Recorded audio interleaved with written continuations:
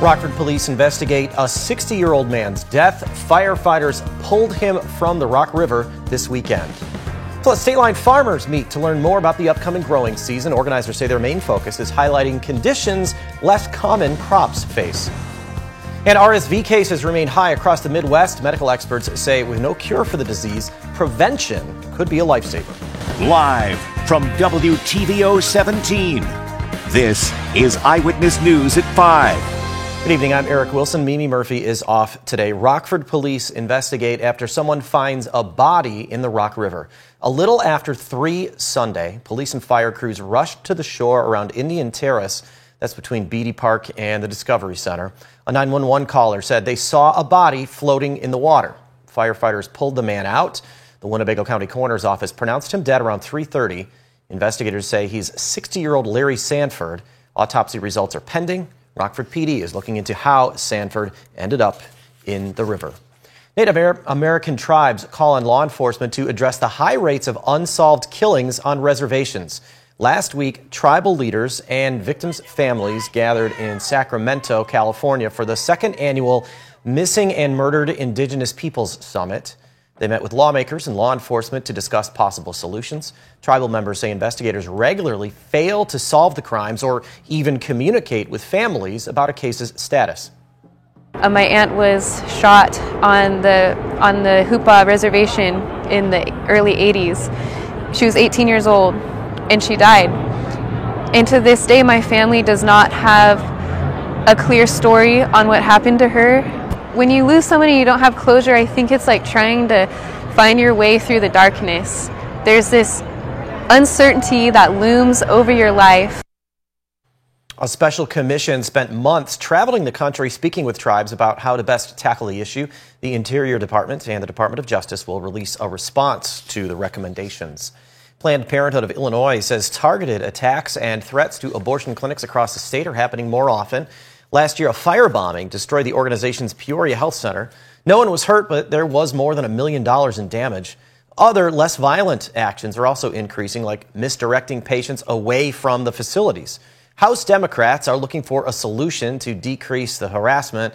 General Assembly members on both sides of the aisle say the focus has to be on action, not words.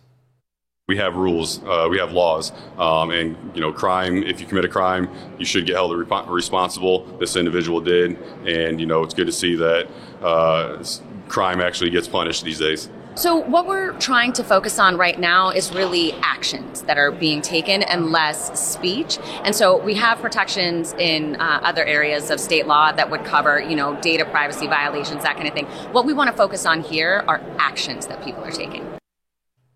Planned Parenthood of Illinois says abortion providers across the country have experienced a 20% increase in death threats, 25% increase in health center invasions, and more than 200% increase in stalking cases related to abortion.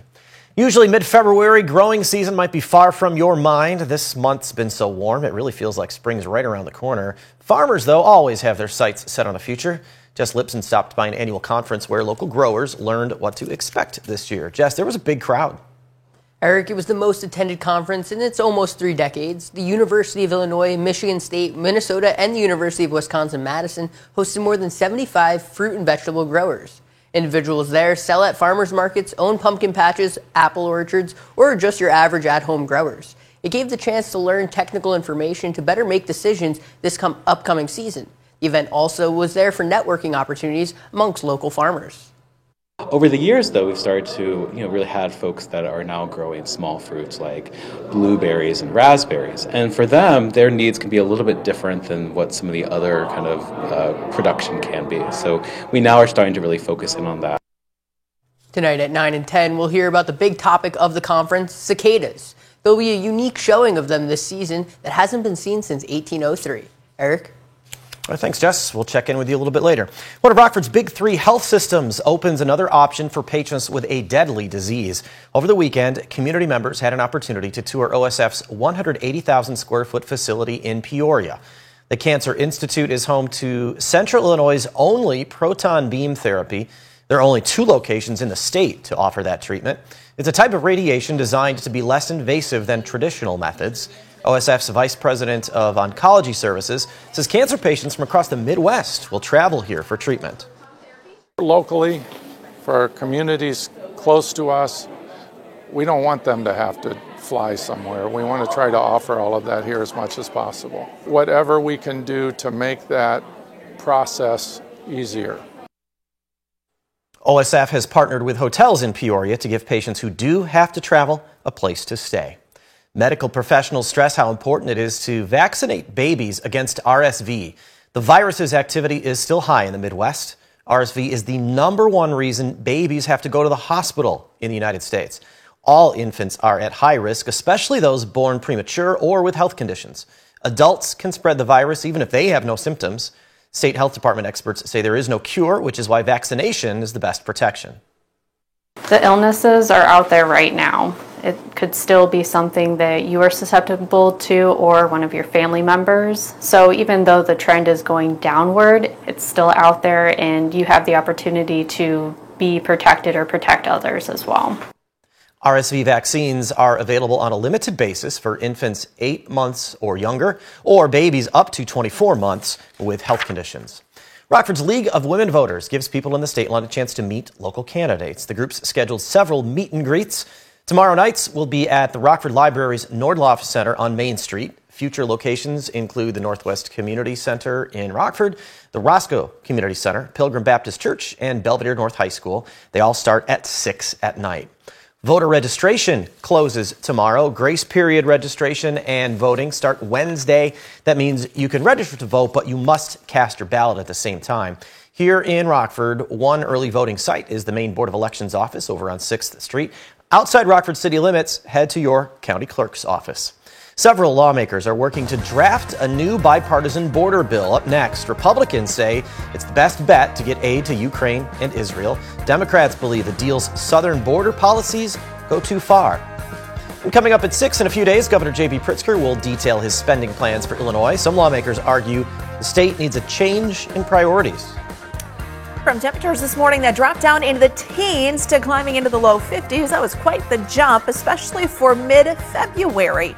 We'll look at how long this above average stretch will continue coming up in the First Warn forecast a little later. You're watching Eyewitness News, your home team with Eric Wilson, Mimi Murphy, Scott Leber, and Chief Meteorologist Candace King. Another group of lawmakers takes a crack at a new bipartisan border and foreign aid bill. A previous deal that passed the Senate is stalled in the Republican-controlled House. Raquel Martin looks at what's in this new option. Feel very optimistic. On Sunday's Face the Nation, Republican South Carolina Senator Lindsey Graham said a new national security bill may be Washington's best bet to quickly get aid to Ukraine, Israel, and the southern border. That's a winning combination. Graham, who spent the weekend at the border, is one of many Republicans opposed to the Senate's foreign aid bill because it lacks border reforms. He says the House version puts Trump-era border policies back on the table. Do remain in Mexico, Title 42. That combination not only gets through the House, it picks up votes in the Senate. A small but growing group of Republicans and Democrats are supporting the effort in the House, but the bill is still likely a long shot. In part because Democrats say it goes too far on border restrictions. And it excludes billions in humanitarian aid for Palestinians in Gaza. This latest bill is the worst of all. Edward Ottman Mitchell is with the Council on American Islamic Relations. President Biden, I think, is getting increasingly desperate to send aid to Ukraine. And we hope that desperation does not lead him to give in to horrible bills, whether those are bills that would lead to abuses of immigrants at the border or bills that would send unconditional aid to the Netanyahu government. The White House is resisting demands to renegotiate after Republicans sunk a bipartisan deal to secure the border and send money to Israel and Ukraine. In Washington, Raquel Martin. The 50s made their way back into the state line. After the break, Candace will tell us about our warm week ahead and the small chance for showers soon.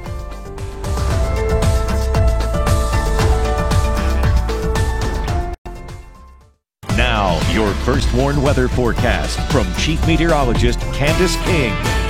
I hope you have enjoyed your Monday afternoon. It has been absolutely gorgeous as temperatures with the sunshine once again made it into the 50s, low 50s. In fact, that is quite the feat because this morning our temperatures dropped down into the teens. So we had quite the spread in our numbers thanks to some dry air, which is part of the reason why we've been able to warm so efficiently here these last couple of days. Now we're down to 49 in Rockford, 47 in Rochelle, 48 in Freeport, and 46 in Janesville. Not much of a breeze out there, and winds will remain about 5 to 10 miles per hour going through the night tonight, but we can see the warmth expanding across much of the Midwest. Kind of a couple areas of low pressure just out to our west with that counterclockwise spin.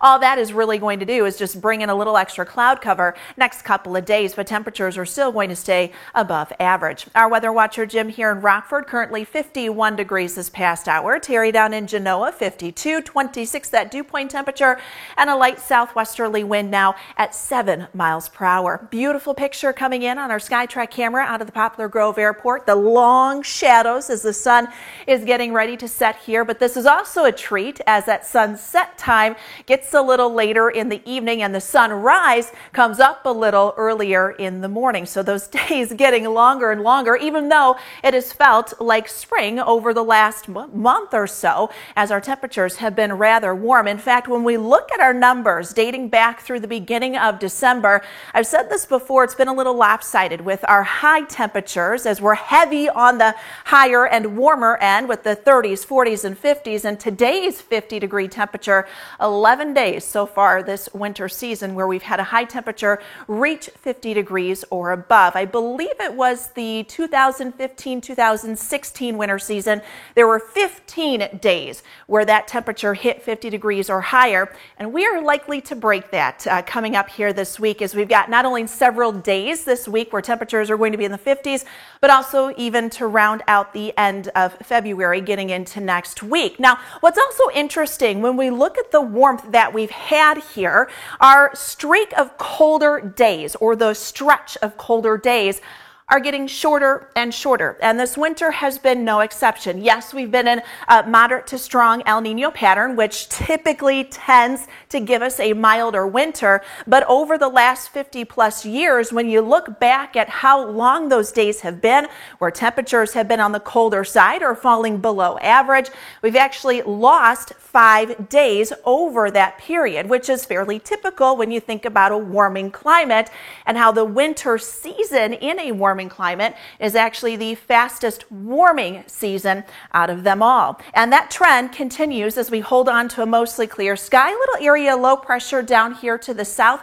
Again, all that'll do for the first half of our Tuesday is likely just give us a little more cloud cover. Storm system off to the west, bringing severe weather actually to parts of California and a lot of heavy rain. Kind of breaks down the jet stream just a bit. A piece of that energy works to the south of us, this primarily late Wednesday into Thursday, and gives us a small chance for a few rain showers going into Thursday, but the bulk of that rain expected to stay to the south. Now, there is a cold front that comes in Thursday morning. We don't necessarily feel that colder air, so to speak. Initially, temperatures will stay in the 50s. We'll drop those numbers into the 40s. We'll clear things out, but notice we're right back into the 50s. I think we've got a better chance there for rain coming up, Eric, once we get into next Monday, Tuesday. Could be some heavier showers and even a couple of thunderstorms to go along with that. Kind of a trade-off when you see temperatures close to 60 degrees at the end of February. Candace, thanks. Scott is in next with sports. Basketball tournament action picks up even more tonight as high school boys teams get set to take the court. And we'll hear what Tom Ricketts has to say about the Cubs trying to strike a deal with Cody Bellinger.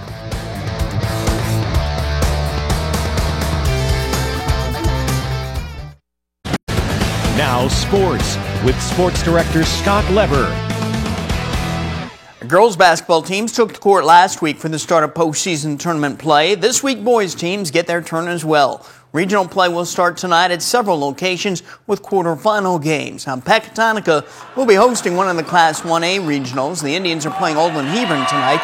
More 1A regional action will play out this week at Forston, East Dubuque, and Prophetstown.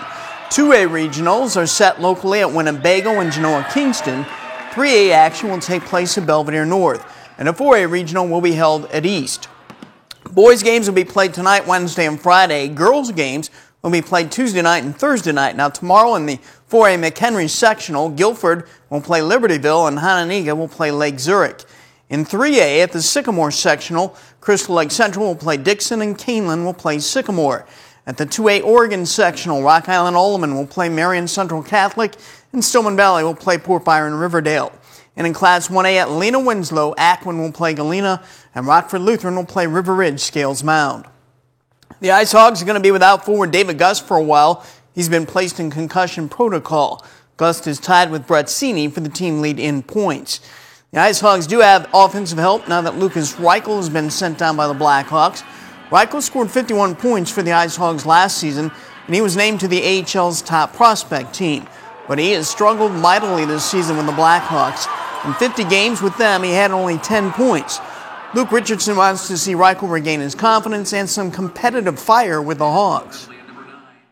For him, we tried it a couple days of practice, and I just thought, at this point in time, and Kyle made the call that it's probably a good time to go play some games down there, and we just think that him to go down and get some confidence and high volume of reps in the offensive situations, and then hopefully he can find his game and his confidence, and then get him back up just like last year. The Cubs and White Sox held their first full squad workouts today in Arizona. Still no deal for the Cubs with Cody Bellinger. Tom Ricketts would like to see one get done, but there's nothing happening right now. I'm like everyone else. We're just waiting. We're waiting for whenever he and his agent are going to engage, and it could be any time now, or it could be a few weeks. We'll just see where it goes. I mean, there has been some discussions, but just it hasn't become a negotiation yet. So, and until they're ready to really negotiate, then there's not much we can do.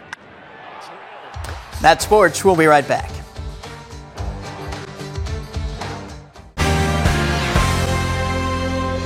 First Warning Interactive Radar brought to us by Rockford Auto Glass and More. Stays pretty quiet the next several days. We may see a couple of light showers dot the skies and dot the radar later this week, but that will pretty much be it, at least locally. Notice our temperature staying in the 50s next several days, upper 50s once we get into Wednesday. There's a cold front that comes in, so that'll drop numbers down just a bit by the end of the week, but we're still in the 40s, and then we climb back into the 50s. Better chance for rain and even a couple of thunderstorms potentially going into next Monday and Tuesday. Thanks, Candace, and thank you for spending some of your time with us. Stay safe.